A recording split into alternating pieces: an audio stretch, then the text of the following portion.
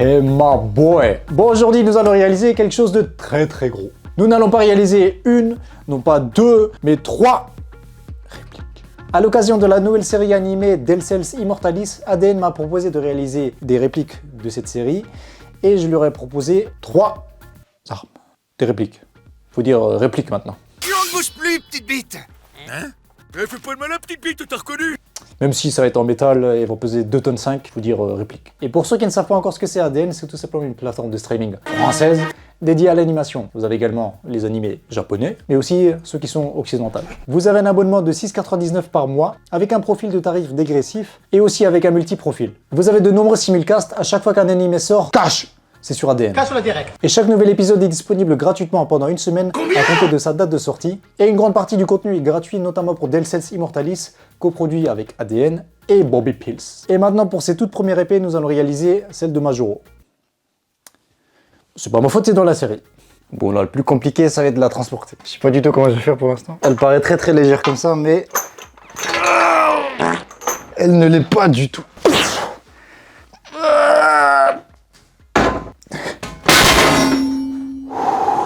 De l'acier brut. Et là, on a une épaisseur de 1,5 cm. Bon, ça paraît pas beaucoup, mais c'est énorme. Et le plus compliqué là-dedans, ça va être de tout découper. Regardez-moi ça. Et elle est gigantesque.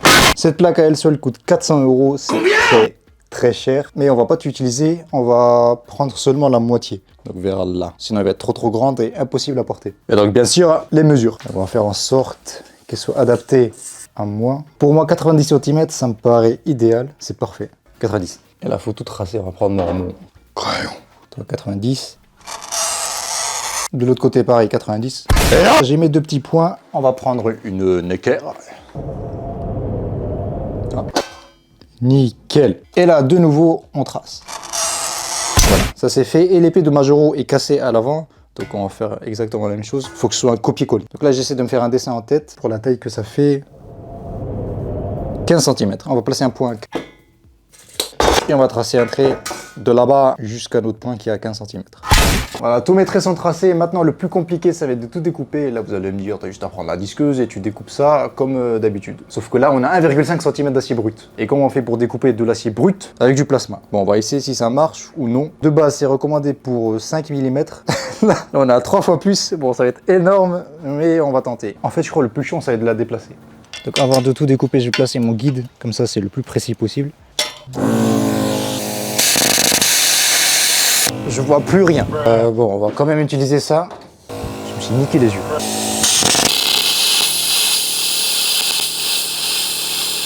Alors ça fonctionne, la machine est très bien. Sauf que là, le métal est beaucoup trop épais. Du coup, ça tape pas jusqu'en bas. Du coup, on a un tout gros tas de caca. Et là, le problème, c'est que j'ai mis le casque et du coup, je voyais rien. Et à cause de ça, j'ai dévié de l'autre côté. Donc là, on a 2 problèmes maintenant. Je crois que je vais le faire avec la disqueuse. Et après, je vais continuer avec la découpe au plasma. À l'ancienne. Ok, c'est parti. Et hop. Bon, ça a pris 70 ans à découper cette partie, mais au moins, c'est très propre. Donc là, le problème, c'est qu'il reste encore ce côté-là. Donc je me suis dit, je vais faire la moitié avec la disqueuse, je vais la retourner et je vais faire l'autre partie avec la torche à plasma. Sauf que j'ai peur que ce soit pas précis du tout. Du coup, je vais tout faire à la disqueuse. 30 ans après c'est fait, il reste quoi? 5 mm. Donc là, je l'ai découpé juste pour faire une petite marque, mais il nous reste 5 mm. Toi, on te tourne. Après, quand elle va tomber, c'est pas mon problème. Il faut juste retracer un trait.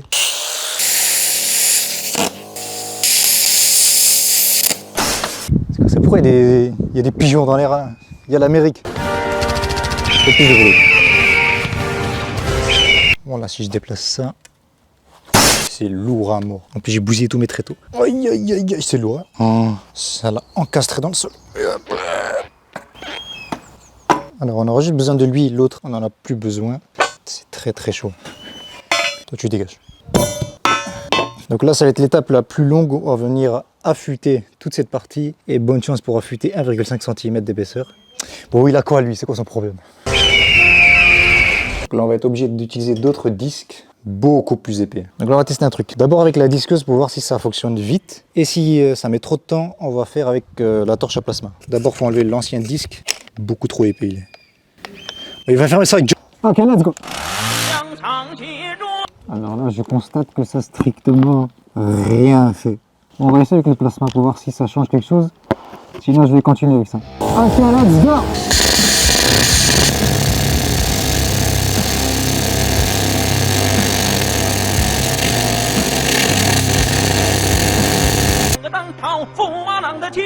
À 5 € le disque, crois pas que je vais te rentabiliser. Toi. Bon, ça fait 2h30 que je suis dessus et je suis loin d'avoir terminé. Pour la première partie, c'est presque fait. Il reste encore des finitions à faire. Enfin, beaucoup de finitions même. Et là, je dois m'attaquer à l'autre partie. Même comme ça, c'est épais à mort. Maintenant, on va s'attaquer à la garde. Et pour ça, je vais utiliser du pain. C'est des petites planches. Donc, on va d'abord faire la forme de la garde en bois.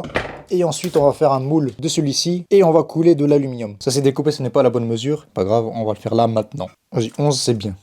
Ok, je vais placer mes repères. Voilà, une fois que j'ai mes 2 repères, là je vais enfin pouvoir dessiner la garde. C'est parti.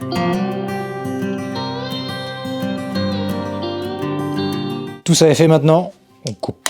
Et là on va venir les coincer dans l'étau. Nickel. Alors on va te prendre le toit, c'est tout. On voit bien qu'il y a des défauts partout. Les deux là ne sont pas du tout pareils. Pour là aussi également. Là c'est bien droit, c'est nickel du coup, c'est pour ça qu'on se fie à ça. Et pour le bas aussi, il faudra le travailler. Ok, maintenant ici. Ok, je serre bien et on fait ça de l'autre côté aussi. Bon, si ça bouge, je suis mort. Là, on le voit bien, c'est une catastrophe juste ici. Bon, on va arranger ça, ça va être un peu long. Voilà, avec la lime, c'est terminé. Maintenant, il faut rendre ça un peu propre. Prendre du 240, toujours à la main. Voilà, les deux sont faits, ils sont identiques, c'est parfait. Mais ce n'est pas terminé. Là, le plus chiant, ça va venir de creuser l'intérieur pour faire rentrer la garde dans la lame. Et là, il faut prendre les mesures. Bon, je le fais à l'œil. Ok, là, c'est bon. Alors, il y a un petit souci pour l'avant, donc ça je peux le découper, mais pour l'arrière, je ne sais pas, vu qu'il n'y a pas de manche. Du coup, je dois d'abord faire le manche et après dessiner la partie où je dois tout découper. Là, j'ai juste pris 2 barres et ceux-là, je vais les souder derrière. Les deux sont placés maintenant. On claquette. Là, c'est bon, puisque je mets un point là, après je la retourne. Bon, j'ai besoin de 2 petits morceaux que je vais découper juste à l'arrière. Voilà, et les 2 morceaux qu'on a découpés, ils vont aller juste là. C'est très très chaud. Voilà, tout ça est soudé et ça refroidit. On peut passer à la suite. Juste à prendre ma garde, je la place comme il faut. Et je vais tracer par en dessous. Qui va venir les verrouiller. Comme ça. Toi, tu vas là. Et toi. Et là, on est parti. Bon, je vais essayer d'enlever tout ce qui sert à rien avec un tournevis. Pour voir si ça marche. Ça marche. Et on va rendre ça un peu propre en limant le tout. Donc on va venir limer le tout, mais d'abord je dois faire mes tracés, je l'ai déjà fait, sauf que c'est pas bon. Il faut ça plus au milieu à peu près. Let's go.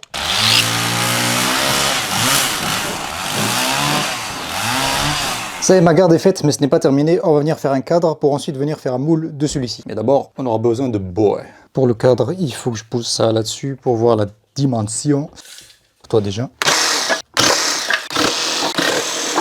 Bon, avec ma mini table là, j'ai pas de place. On va venir tout assembler. Voilà, mes 2 cadres sont terminés. Maintenant, on va mettre le sable. On vient mettre le cadre et là, je mets du talc pour que le sable du dessus ne colle pas avec celui d'en dessous. Et on remet du sable. Tape bien. Voilà, c'est le moment de vérité. On va voir si ça fonctionnait. C'est lourd. Hein. Et là, on va venir retirer nos bois. Là, j'avais bien fait de mettre des vis. Là, je retire ce qui ne va pas. Là, je vais venir faire l'entrée et la sortie pour faire fondre l'aluminium. Et là, je vais le remettre tout doucement. Ça pèse 2 tonnes. Bon, là, je me suis improvisé une petite fonderie avec du béton cellulaire. Celui-là, avec le trou, il va en bas. Et qui dit fonderie, dit creuser. Celui-ci est énorme. Une fois qu'on va mettre l'aluminium, il va peser 1 tonne. Du coup, je vais fabriquer un support pour le transporter et déverser l'alu dans notre moule. Bon, au début, je me suis dit, c'est pas intéressant de tout filmer. Mais vu qu'il y a beaucoup de galères, on va tout filmer. Je mets cette barre arrondie, comme ça on met tout autour du creuset. Ok, un beau cercle. Et on va le tester encore une fois. Parfait. Donc vu que notre cercle est fait, ça va aller là. Et on va mettre une autre barre juste derrière. Comme ça on va être à 2 pour déverser l'aluminium. Bon, c'est vraiment improvisé. De toute façon c'était des barres qui traînaient du coup. Bon, on va s'en servir pour ça. Bon, il me faut de l'aluminium, du coup, on va recycler cette jante en la découpant et on va la faire fondre pour faire notre garde. Donc, je vais découper cette partie-là, en bas, là, ça me semble bien.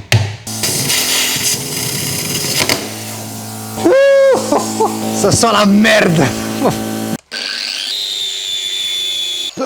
Ça...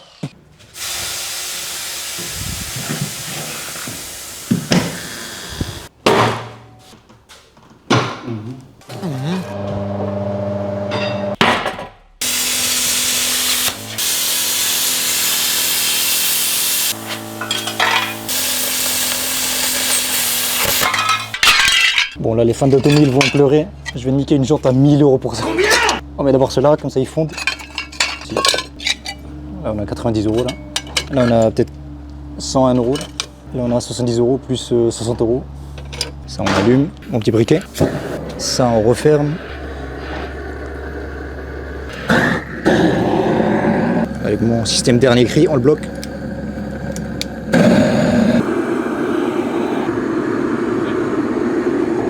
Là ça a bien fondu. Ça doit peser moins 10 kg là. Ça c'est de la merde. Tout ça c'est du caca ça. C'est chaud à mort. Je reviens pas mettre ma main au-dessus. Ok. C'est chaud sa grand-mère. Wouah, comme il est chaud. On vise les deux trous là. Faut faire quel trou celui-là? Les deux là. Bon, on va voir si ça a bien marché. Alors, je vais juste enlever le haut. Oh, c'est chaud, ça pue. Magnifique. Je suis assez surpris, ça a très bien fonctionné. Il y a même les défauts du bois d'avant. C'est lui. Donc là, on voit bien qu'il y avait des défauts. Il y a tout qui est pareil là. Bon, c'est la première fois que je le fais. C'est tip top. Alors, les défauts qu'il y a, c'est l'intérieur. Ça, c'est pas grave. C'est facilement rattrapable avec la disqueuse. Ok, d'abord, on va enlever ça parce que ça sert à rien.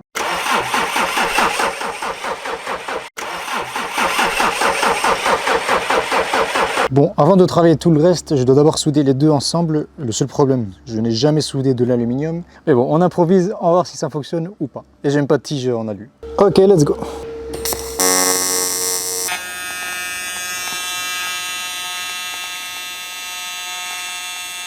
Il est propre à mort. Oh merde. Il y a tout qui a fondu. Je peux couper maintenant. À l'ancienne. Ah, c'est parfait, nickel comme ça. Donc voici la garde, elle est très belle, il a très bien fait, bien soudé, c'est tip top. Alors juste là il pouvait pas y accéder, je lui dis bon je vais faire moi-même et c'est ce qu'on va faire là. Donc là il faudra limer ça, poncer légèrement et c'est terminé. Il est magnifique. Alors le seul truc, j'ai pas envie que ce soit parfait, sinon ça va être trop propre et on va voir que c'est un truc industriel. Donc ça je n'ai pas envie, je vais laisser des défauts volontairement. Comme ça, on voit que c'est fait à la main. Il y a la coincée là. Ok, ça va très vite. Ça va vite moyen quoi. Hein. Pour la garde, c'est terminé. Elle est toute belle, toute propre. On n'en a plus besoin. Ça reste là. Maintenant, on va s'occuper du pommeau. On va prendre là. Et maintenant, on va poncer tout ça. Let's go! On va passer à la deuxième lame, celle-ci sera différente de l'autre puisqu'elle sera à une main. Et la spécificité de cette arme, c'est le manche. Et je ne vais pas réaliser le manche tel qu'il est dans l'animé, parce que si je le fais, je vais vous spoiler la série. Donc, le manche sera différent de la série, mais il sera quand même beau. La lame sera identique à la série, sauf le manche. Celle-là va être très rapide. Let's go! J'ai fait plusieurs tests puisque les mesures n'existent pas et je dois tout inventer par rapport à l'image que j'ai. Donc en soi, c'est identique pour moi. Donc là, il y a tous les détails qu'il faut, même la pointe. Donc c'est exactement la même chose que dans la série. C'est pareil. C'est un copier-coller. Ok, on va découper tout ça. Ça va être très rapide également. Let's go!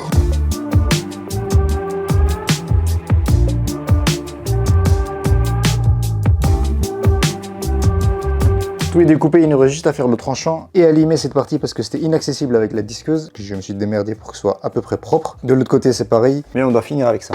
Bon, je sais pas comment je vais réussir à la coincer là-dedans. Et je dois la protéger aussi parce que là, ça va la rayer. Ok. Donc là, on va passer au tranchant, plus que je change de disque. Voilà, et je viens finir le reste avec la lime. On va passer au ponçage, on va commencer par du 120. Bon, là, la lame est tellement propre que si je la touche avec les doigts, on verra mes empreintes digitales. Donc je dois faire très attention. Je vais la nettoyer avec l'arrière. Toute belle, elle est. Ça y est, les deux sont terminés, il reste juste à les peindre et à les assembler. Maintenant, on va s'attaquer à autre chose. Au début, dans la série, le personnage principal se bat avec une poêle et du coup, on va fabriquer une poêle géante. Donc là, ce qu'on doit faire, c'est fabriquer le contour en acier, encore une fois. Et pour ça, nous allons utiliser deux barres en acier de 2,50 m de long. Donc là, je les ai mis ensemble, comme ça, on a une bonne épaisseur. Et là, on va venir placer des points partout.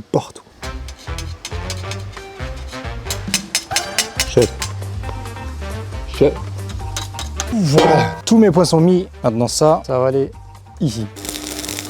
Ok, va là-bas. Merde. Attends, je mets un point, attention. C'est quoi cette merde? Ok, tourne. Et lève un peu. Tourne. Là, je vais aller contre la caméra, là. Ah merde. Vas-y, tourne. Encore. Stop. Ok, maintenant on va couper cette partie et souder le reste. Donc là, la poêle est terminée, il reste juste le manche. Et là, c'est ce qu'on va faire. Donc là aussi, je vais utiliser 2 barres en acier que je vais mettre ensemble. Et pourquoi 2? Bah, vu qu'elle est géante, il faut qu'elle soit épaisse. Il faut que les proportions soient bonnes. Là, on a 4 mm d'épaisseur par rapport à celui-là où il y en avait 3. Donc là aussi, je vais venir faire des points. Voilà, la barre est faite, on va la mettre juste ici. Je dois faire attention parce que c'est très chaud. Il faut que ce soit droit. Est-ce qu'elle est droite? Non. Là, c'est bien. C'est parfait. Là, je vais essayer de le plier. S'il casse, je suis foutu. Doucement. Je crois qu'il va casser. Il a cassé. Donc ça, c'est soudé. Et là, je viens de remarquer un problème. Si j'essaie de soulever la poêle, c'est impossible. Donc là, la barre se plie. Du coup, on va prendre une barre en acier et on va la mettre pile au milieu, là, juste en dessous de la poignée. Là. Voilà, ce qu'on a coupé, ça va là. C'est très chaud. Et ça, on va le couper en biais parce que c'est moche.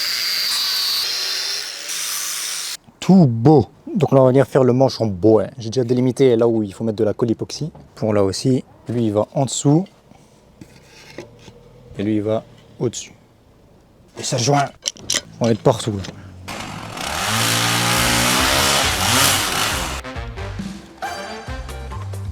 Catastrophe.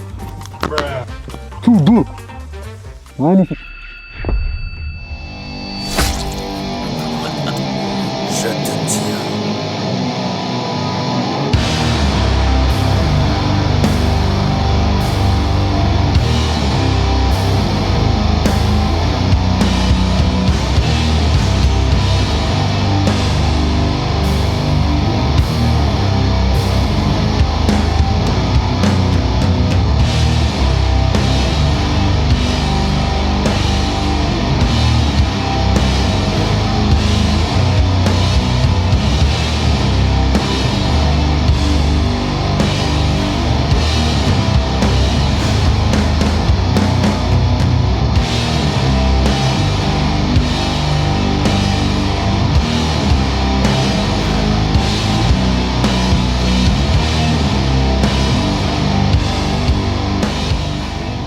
Alors, j'ai une très mauvaise nouvelle. En déplaçant la grande épée, une partie de celle-ci m'est tombée sur le pied et je me suis cassé l'orteil. Ce qui veut dire qu'il n'y aura pas de test, malheureusement. Mis à part ça, l'épée ainsi que la poêle sont presque impossibles à porter. Et j'ai également essayé avec la poêle et celle-ci est beaucoup plus lourde que l'épée. Donc les deux sont de base impossibles à manier, ce qui veut dire qu'on peut pas les tester. Et en plus avec mon pied qui est complètement pourri, qui est foutu là, c'est mort. Bon, en tout cas, j'espère que les 3 créations vous ont plu. Moi, je vous dis à la prochaine. Ciao. J'ai fait une vraie